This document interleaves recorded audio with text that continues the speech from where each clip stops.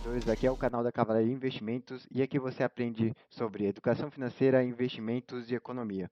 E no vídeo de hoje eu vou estar falando sobre inflação e taxa Selic, tá? Então, sem enrolação, vamos lá para a nossa apresentação.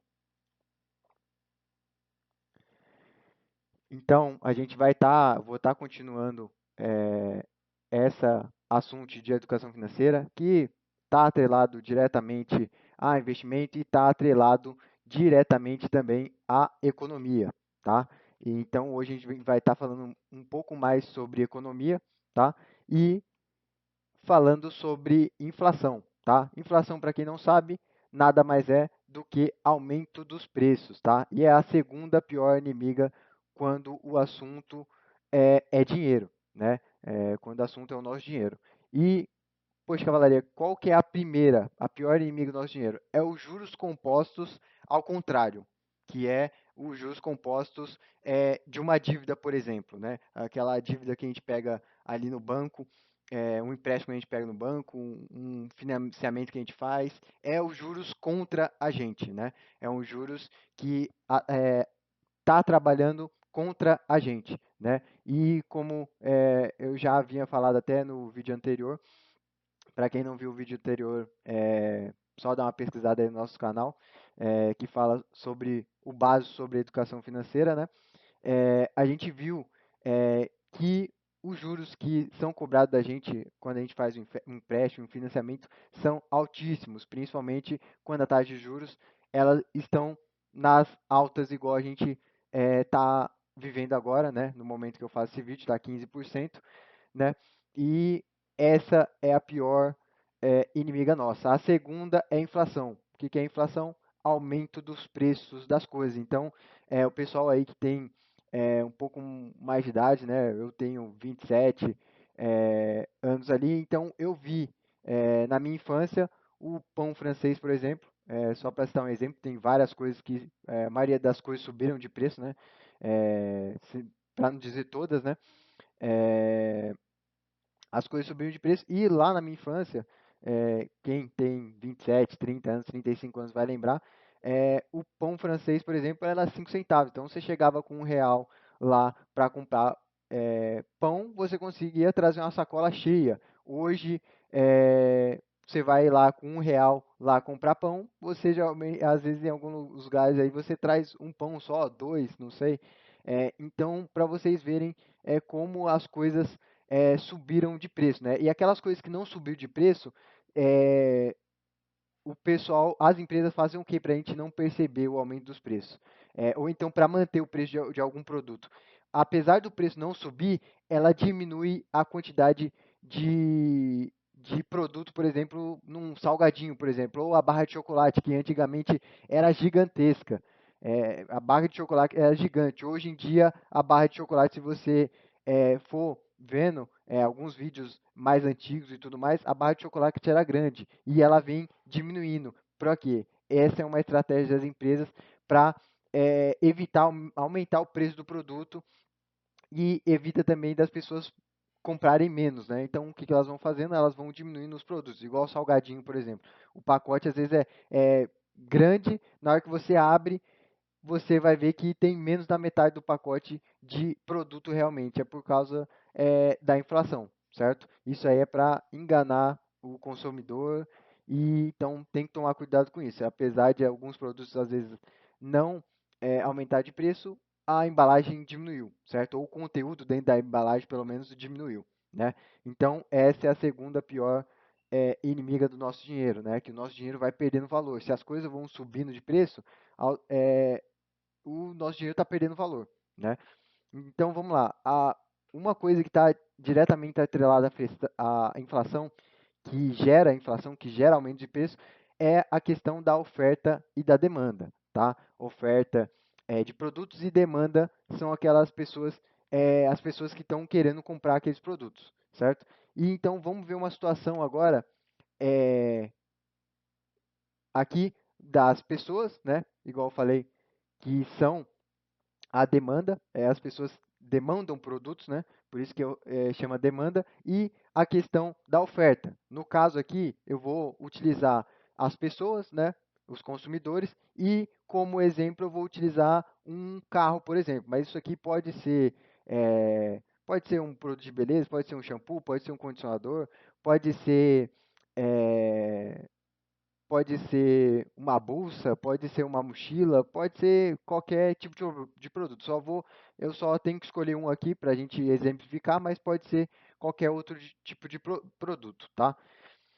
E para iniciar, a gente vai ter uma situação de equilíbrio entre oferta e demanda, que é isso aqui que acontece. Então, a gente tem aqui, é claro que na nossa economia, isso aqui é numa escala muito maior, não são três pessoas igual eu tenho no exemplo aqui, eu diminui a quantidade para facilitar o entendimento do pessoal, mas na nossa economia são milhões de pessoas, né? São todas as pessoas do mundo, ainda mais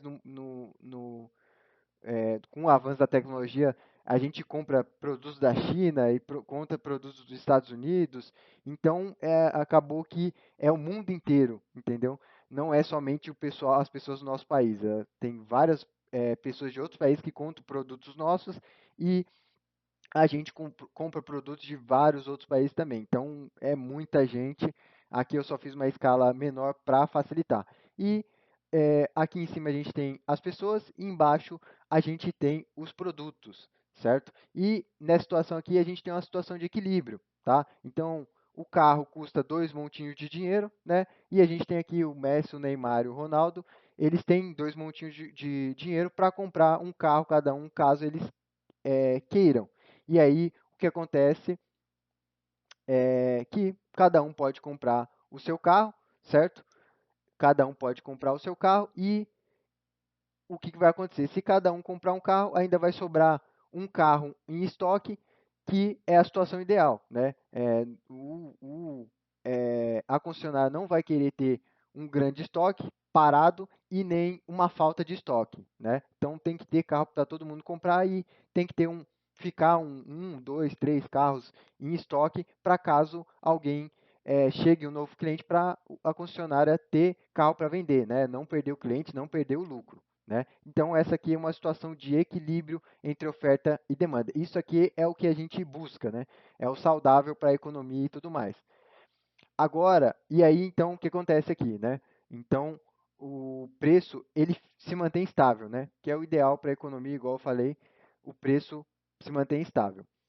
Agora a gente vai ver uma situação diferente, pouca demanda e muita oferta, que é essa questão aqui, ó. A gente tem pouca demanda, né? O carro custa, igual eu falei para vocês anteriormente, o carro custa 2 montinhos de dinheiro e no caso, se vocês forem ver, somente o Messi e o Ronaldo eles têm 2 montinhos de dinheiro para comprar esse carro. O Neymar não tem, ele só tem um.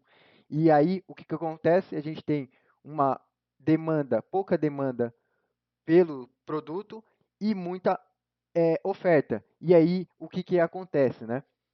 O preço acaba caindo, porque a concessionária vai querer vender os carros. Então, para vender, ela vai ter, às vezes, que abaixar o preço. E aí vai ter ali, abaixando o preço, o Neymar, que tinha um montinho de dinheiro só, ele vai conseguir comprar um carro também. E aí, depois que os três comprarem um carro, a gente vai ter ali 3 carros em estoque, que é que vai acabar ali deixando a concessionária ali com um estoque menor, né?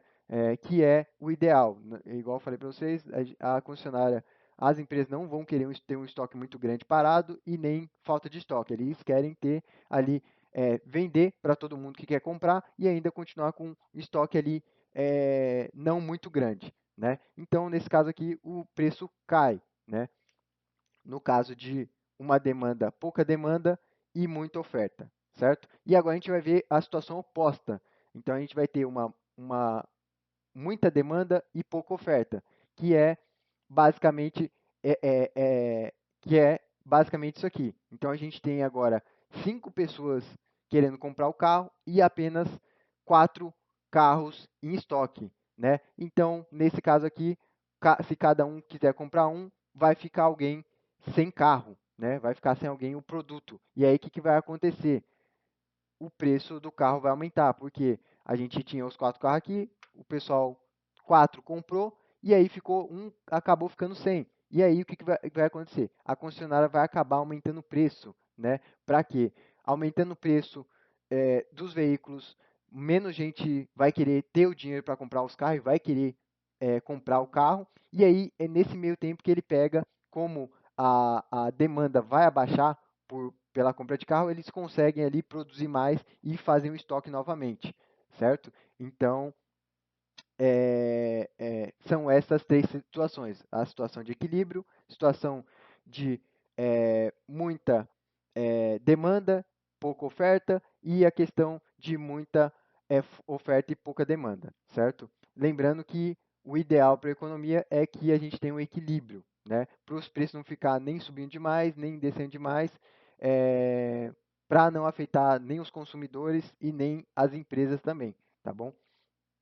E aí, outra coisa que influencia na inflação, causa aumento de preço, é a impressão de dinheiro pelo Banco Central através da Casa da Moeda, né?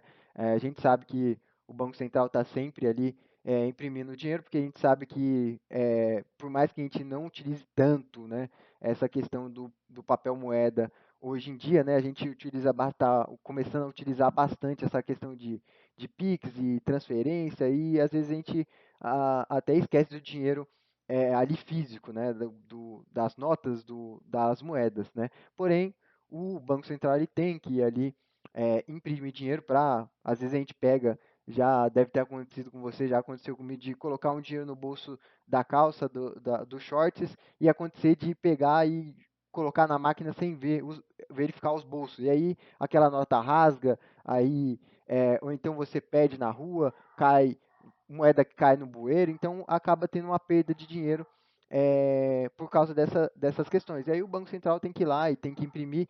E o que acontece muito aí nos países e bastante aqui no Brasil é que o governo ele acaba gastando mais do que ele arrecada. Então, e aí o que ele faz, né? Poxa, o dinheiro ele tem que pagar esses compromissos dele. E aí o que ele acaba fazendo? Ele acaba imprimindo dinheiro, né? E o que colabora para isso também, né? Além de pagar as dívidas e tudo mais, ele tem que pagar, às vezes ele aumenta muito essa questão de ah, bolsa para a população, então é Bolsa Família, auxílio gás, auxílio pé de meia e não sei o quê. E aí, como ele não consegue aumentar muito a arrecadação dele, e principalmente no Brasil a taxa de imposto está muito alta, ele começa a imprimir dinheiro, né? E aí o que acontece? Ele imprime mais dinheiro, igual estou mostrando aí para vocês, e joga na economia. Como é que ele joga na economia? Ele investe em obras, né? E aí, investindo em obras, esse dinheiro que ele despende para fazer as obras vai acabar indo para as empresas vão pegar e fazer investimentos, vão contratar mais, e o dinheiro vai acabar indo para quem? Para as pessoas, né? Seja o dono da empresa, seja para os colaboradores, e as pessoas vão fazer o quê? As pessoas vão pegar e vão lá consumir os produtos, né? E aí, é, com mais pessoas ali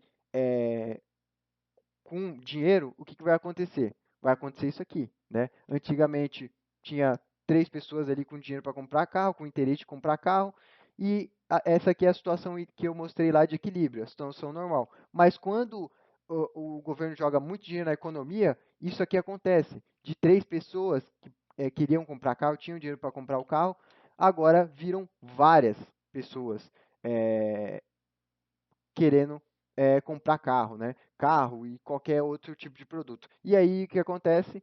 Nada mais, nada menos que um aumento da demanda, né? E a oferta de carro não acompanha, né? Para você pegar e aumentar a demanda é muito fácil. O governo imprime dinheiro, distribui para todo mundo e o pessoal começa a consumir, né? Porém, a questão da oferta de produtos não aumenta assim do nada. Então, a fábrica lá de carro, por exemplo, ela foi criada para ter uma capacidade, né? A capacidade de forma que nem produza muito veículo para as concessionárias não ficar com muito estoque e nem produza pouco para não faltar carros nas concessionárias, né? Então, e aí o que acontece? Se a demanda aumenta demais, do nada, acontece que as fábricas, os empresários não conseguem produzir o triplo, o dobro de carro de um dia para o outro. A demanda é assim, ó, você distribui dinheiro de um dia para o outro, as pessoas têm mais dinheiro. Agora, a questão dos produtos não é assim tão rápido, né? Ah, a concessionária lá produz, sei lá, 30, 40 carros por dia, certo? É só um exemplo. Se ela precisar pegar e produzir o dobro, o empresário vai ter que ir lá, vai ter que comprar mais maquinário, aí ele vai pedir o maquinário para o fornecedor dele, né? O fornecedor dele vai lá atrás da matéria-prima, vai lá fazer, isso leva um tempo, dependendo do maquinário demora meses, né? E aí ficou pronto, aí ele vai instalar lá nas fábricas, vai ter que expandir a fábrica e vai ter que contratar mais gente também. Isso leva um tempo, entendeu? Leva um tempo, às vezes meses, dependendo da situação, anos, entendeu? Não é tão fácil assim, tão rápido assim. E aí o que a gente acontece? Um aumento da demanda e a oferta não acompanha. E aí, o que, que gera? Gera aumento dos preços que a gente já viu lá na situação de equilíbrio lá atrás, certo? E o que, que acontece também, e aí, o que, que acontece também se o Banco Central, que é sacada uma moeda, não produzir dinheiro? Acaba que não, o Banco Central não joga dinheiro na economia, acaba que o dinheiro na mão das pessoas diminui, né? Acabam ficando concentrado ali na mão de poucas pessoas, né? E aí a gente tem uma situação aqui que a gente já viu lá atrás também, que a gente tem uma diminuição da demanda, né, por produtos e a gente acaba tendo muito produto ocioso sem vender no mercado, porque as pessoas não têm dinheiro para comprar, certo? Nessa situação aqui, o Messi pode comprar o carro, porque ele tem dois montinhos de dinheiro, Neymar não pode, o Ronaldo também não, porque ele só tem um montinho de dinheiro, entendeu? Então acaba tendo a situação de desequilíbrio também. E aí, normalmente a gente tem uma situação de deflação, né? Que aí o preço das coisas ela diminui. Então, inflação é aumento dos preços, deflação é diminuição dos preços, né? É claro que o que a maioria dos países enfrentam, né, grande maioria, é lutando ali sempre com o aumento de preços, que é a inflação. A deflação tem alguns países que tem isso, né, mas são poucos, né? A maioria dos países acabam imprimindo muito dinheiro, se endividando muito, dando muito auxílio para a população e principalmente os governos mais populistas, né? E acaba gerando inflação, né? E inflação não é bom para ninguém. E, pessoal, tem uma coisa interessante de estudar essas coisas que você começa a entender algumas coisas, né? Vamos voltar nessa situação aqui, ó, que o Banco Central produz uma quantidade de dinheiro normal, né? E tem muita gente que não estuda, não sabe nada de economia, não estuda e acha que acabar com a pobreza é fácil, né? O que, que eles falam? Poxa, acabar com a pobreza é muito fácil, é só o Banco Central, com as moedas, imprimir dinheiro e distribuir para as pessoas. Porém, não é simples assim. Igual a gente viu aqui, se o Banco Central fizer isso, o que, que acontece? Ele vai lá, imprime mais dinheiro, joga na economia, acaba caindo na mão das pessoas, porém, o que, que vai acabar acontecendo vai ser que o dinheiro vai se valorizar muito, e é o que aconteceu ali na Venezuela, por exemplo, que hoje o pessoal, se você for parar para pesquisar aí, ver uns vídeos, tem dinheiro assim na rua jogado, porque já não vale mais nada. O governo já imprimiu tanto dinheiro, tanto dinheiro, tanto dinheiro, que ele já não vale mais nada. A inflação subiu muito, o preço das coisas subiu muito, e aí, apesar de a população ter mais dinheiro, o dinheiro vale menos, então ela compra cada vez menos coisas. Quanto mais dinheiro o governo imprime, menos ele vale, né? E tudo na economia é assim. Ah, se eu tenho muito carro, ele acaba se desvalorizando. Se eu tenho, tem ouro, por exemplo. Por que o ouro ele é valioso? Porque ele é escasso e é difícil de retirar do solo, dá um trabalho e é um recurso escasso. Talvez a gente tenha muito ali no nosso planeta, mas só que não é rápido para tirar, entendeu? E é limitado. O pessoal está sempre tentando achar, buscar mais reserva, mas é um recurso limitado e cada vez mais o pessoal tem mais interesse por ouro e tudo mais, entendeu? Então, pessoal, acabar com a pobreza não é simples assim, né? Se fosse simples assim, a gente já teria feito é, faz tempo, né? Mas por isso que é importante a gente pegar e estudar um pouquinho, saber pelo menos o básico sobre economia, que não é simples assim acabar com a pobreza e sair imprimindo dinheiro e entregando para o pessoal, entendeu? Não é simples assim, beleza?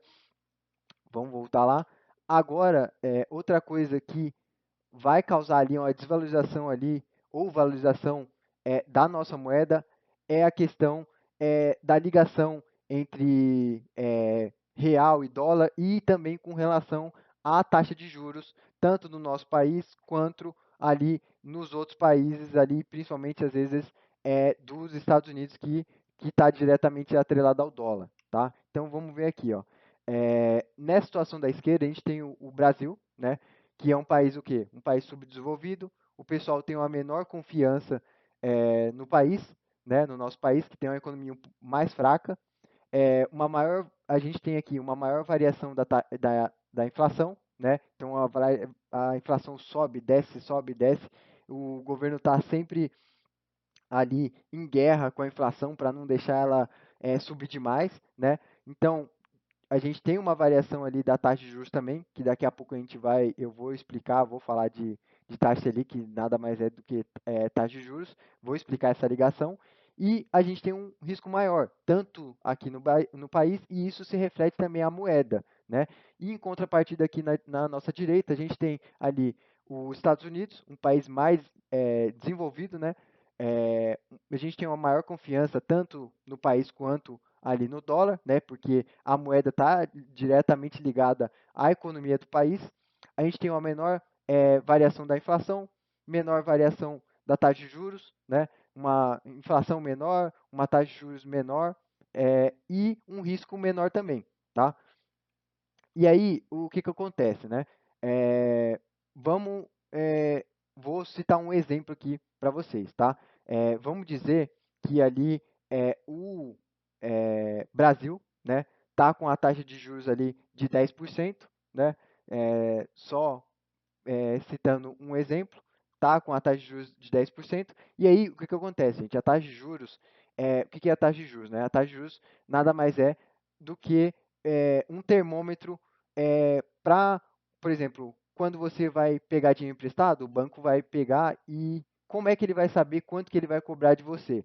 Ele toma como base a taxa de juros ou a inflação para te saber quanto que ele vai cobrar de você para emprestar aquele dinheiro, né? Se a taxa de juros estiver mais alta, ele vai acabar te cobrando mais. Se a taxa de juros estiver mais baixa, ele vai acabar te cobrando menos, né? Então, por exemplo, vamos dizer que a taxa de juros aqui ela está 10%, o banco vai pegar, a taxa de juros está 10%, então eu vou pegar e emprestar esse dinheiro para essa pessoa por 30% ao ano, 25% ao ano, 20% ao ano. E o ao contrário também, se você pegar e for emprestar esse dinheiro, aplicar esse dinheiro, eles vão levar em conta também a taxa de juros e a taxa Selic, né? Que taxa de juros e taxa Selic é a mesma coisa, tá? E, e aí você vai pegar, a taxa de juros está 10%, então as aplicações às vezes vão render 10%, entendeu? É, render 11%, render 9,5%, entendeu? Então a taxa de juros ela é utilizada tanto para para quando alguém vai emprestar dinheiro, quanto para você tanto para o banco, né, que vai emprestar dinheiro para você, para ele saber quanto que ele vai te cobrar, e tanto também para saber quando a gente empresta dinheiro, quanto que a gente vai receber por estar emprestando esse dinheiro também, tá bom? Isso vale para banco, e isso vale para as pessoas físicas também que são a gente, tá? Então, o Brasil aqui, nessa situação aqui, ele está com uma taxa de juros de 10%, por exemplo, tá? Só um exemplo. Lembrando que é um país subdesenvolvido, menor confiança, maior variação da taxa de juros. Então, a moeda, ela se desvaloriza mais, tem aqui no Brasil a gente tem uma maior taxa de juros e um risco maior, tá? E em contrapartida, do outro lado, do lado direito aqui, a gente tem os Estados Unidos com a taxa de juros de 10% ou mais, né? Lembrando com aquelas características dos Estados Unidos, do dólar, país desenvolvido, maior confiança, menor variação na taxa de juros. Então, o dinheiro lá, o dólar, se tende a se valorizar menos, né? Porque tem uma menor inflação, menor variação na taxa de juros também e um menor risco. E aí eu pergunto para você, em qual país você iria investir, né? No Brasil ou nos Estados Unidos? E aí, qual deve ser a sua resposta, né? Poxa, analisando aqui as duas situações, o Brasil está pagando 10%, né, de taxa de juros ao ano e os Estados Unidos está pagando 10% ou mais também. E aí, que você vai pensar? Poxa, se os dois países estão pagando a mesma coisa, mais ou menos a mesma coisa, poxa, não faz sentido eu pegar e investir no Brasil, que é um país mais arriscado, com a moeda mais arriscada, então eu vou pegar e vou investir nos Estados Unidos. É muito mais melhor para mim. Eu vou estar ganhando a mesma coisa que no Brasil, porém com um risco muito menor. Então, nessa situação aqui, o que vai acontecer? Né? O que a gente vai ter que fazer? A gente vai ter que vender real para comprar dólar. E aí o que acontece? A gente tem uma maior oferta de real no mercado, então o real acaba se desvalorizando, né? E a gente vai acabar tendo que ir lá e comprar dólar. Então, vai ter uma menor oferta de dólar no mercado e o dólar vai acabar se valorizando, né? Então, é por isso que a gente vê notícia lá, o dólar subiu, o dólar caiu. Uma das coisas que causam isso é isso aqui. E a gente vai ter que fazer isso, né? A gente vai ter que vender real para comprar dólar, né? E já o pessoal de fora, que se o Brasil tivesse atrativo ali, tivesse uma taxa muito maior que os outros países, apesar do risco ser maior, o Brasil está oferecendo uma taxa de juros maior, é, o pessoal ia comprar real, né, para investir aqui. Como a situação não é essa, o pessoal vai fazer o quê? Vai deixar de comprar real para investir no Brasil. E aí eles vão fazer o quê? Eles vão estar comprando dólar para fazer o quê? Ir lá e investir nos Estados Unidos. E aí acontece, imagine o mundo todo querendo comprar dólar, o que acontece? Imagine, por exemplo, quando a situação é diferente, né? Que a gente vai ver agora, ó, que a diferença entre a taxa de juros do Brasil para um país desenvolvido, por exemplo, igual aos Estados Unidos, é, é, tem uma diferença grande, né? Então vamos ver a outra situação agora. Então, nessa situação aqui, o Brasil ele está com a taxa de juros de 12%, né? É um país com todas aquelas características que eu falei, mais arriscado, subdesenvolvido e tudo mais, com a moeda mais arriscada, inflação, taxa de juros e tudo mais. E do outro lado aqui a gente tem os Estados Unidos com a taxa de juros de 4% ou menos, né? Porém, é um país mais arriscado. E aqui, nessa situação, se eu perguntar para você em qual país você vai investir, você já vê que já tem você já tem que pensar mais o que você vai escolher, entendeu? Já tem uma situação de mais equilíbrio. Por quê?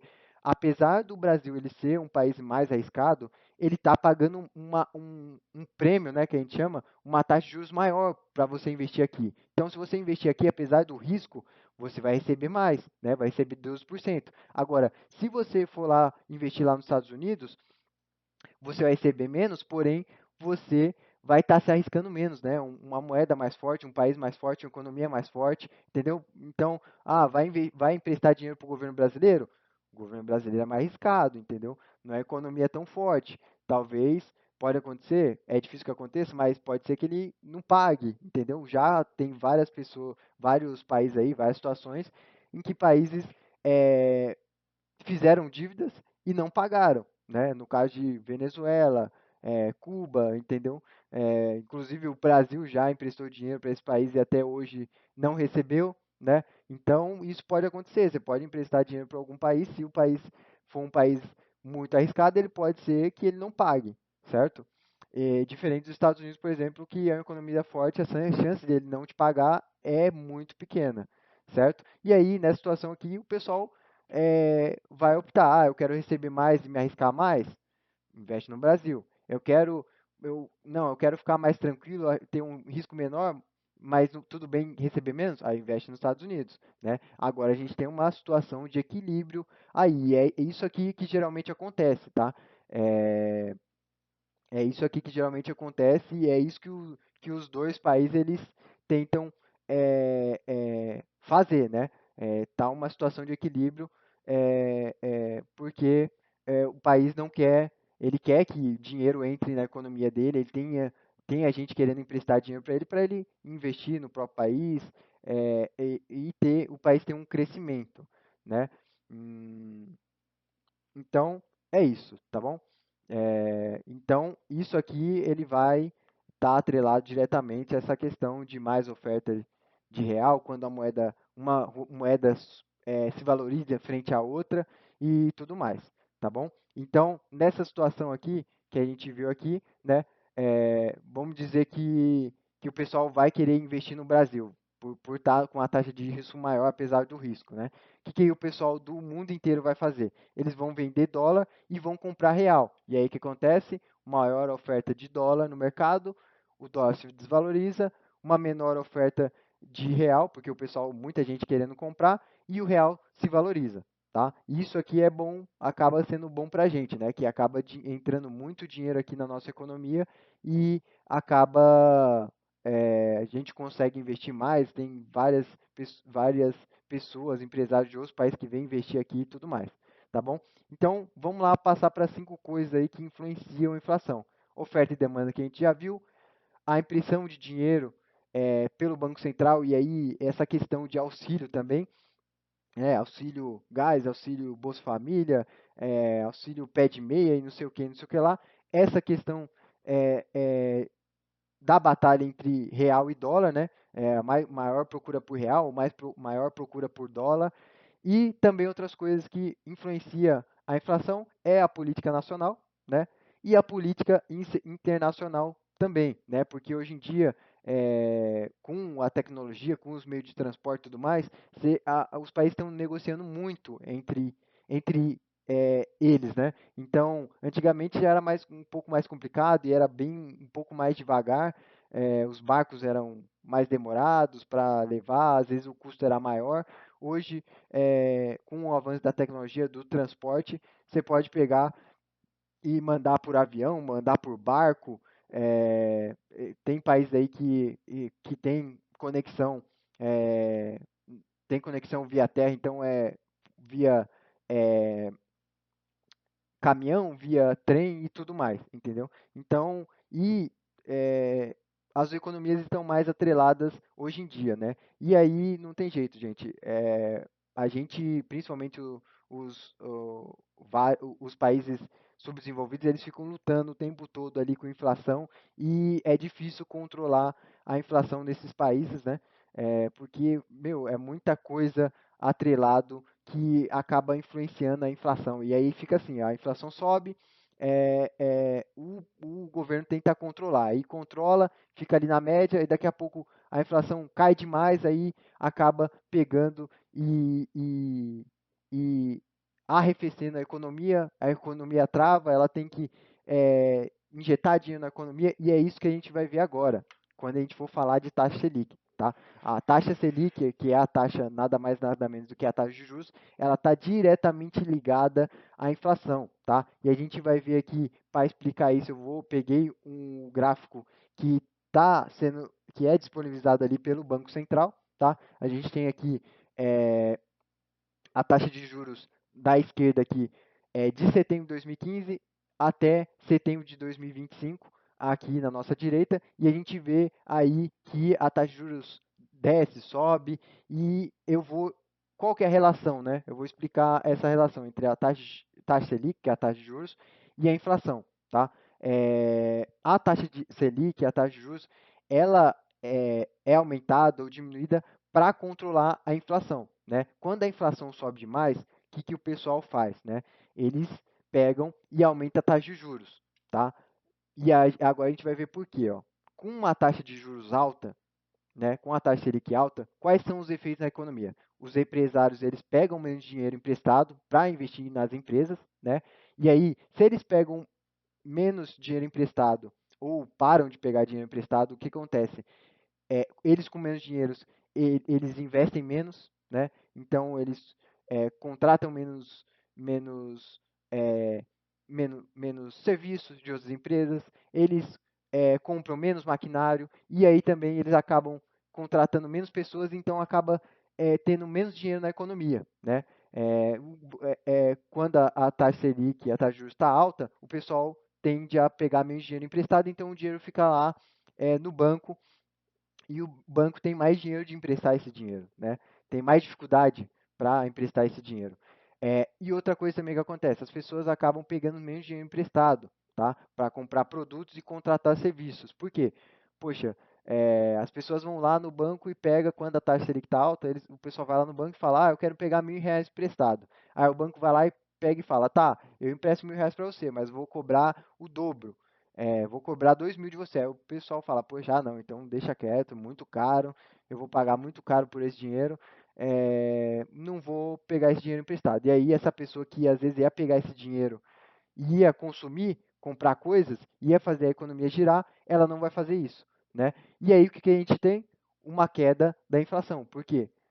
As pessoas tendo menos dinheiro aí na mão para gastar, a gente tem aquela questão de não ter um aumento da demanda grande. E aí acaba que a gente consegue controlar a inflação, manter a inflação ou acaba acontecendo da inflação cair, né? E outra coisa que acontece também, quando a taxa Selic, a taxa de juros está alta, os investidores geralmente vendem bolsa, né? Vendem bolsa para comprar renda fixa, né? Porque como a taxa de juros está alta, a renda fixa é, acaba pagando mais, né? O que é renda fixa? Por exemplo, você pegar e investir ali, emprestar dinheiro para o governo, por exemplo, através do Tesouro Direto, ou deixar o dinheiro ali parado numa conta remunerada, né?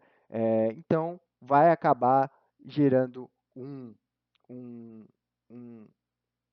um retorno melhor nessas aplicações de renda fixa, então o pessoal acaba vendendo bolsa e correndo para a renda fixa, tá? Mas mais para frente a gente vai ver que a gente tem que fazer justamente ao contrário, né?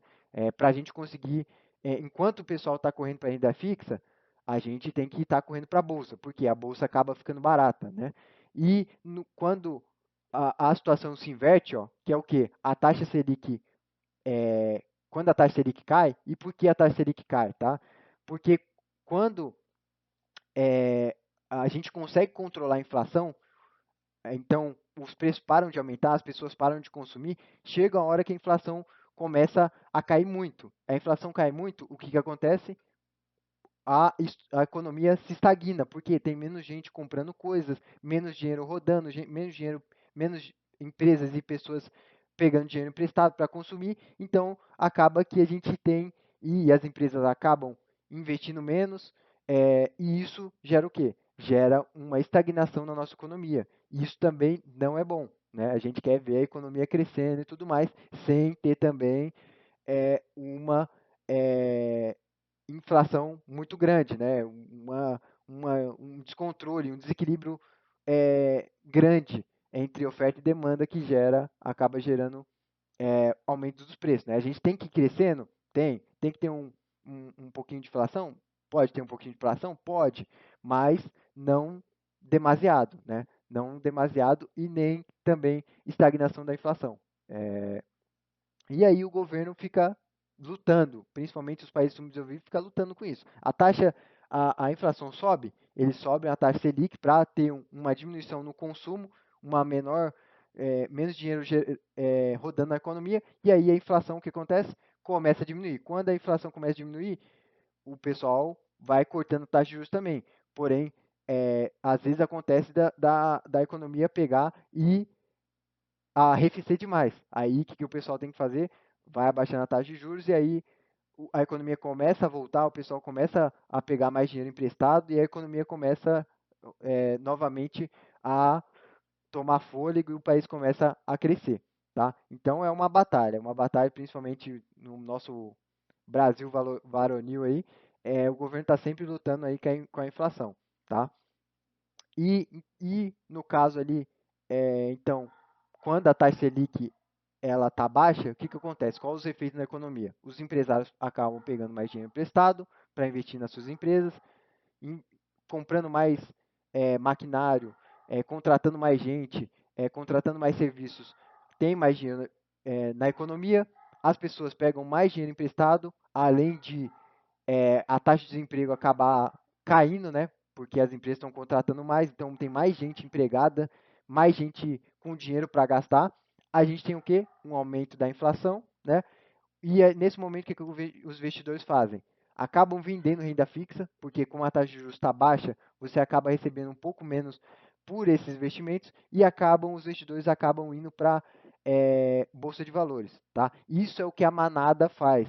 E quem estuda economia, investimentos, educação financeira e tudo mais, a gente faz justamente ao contrário.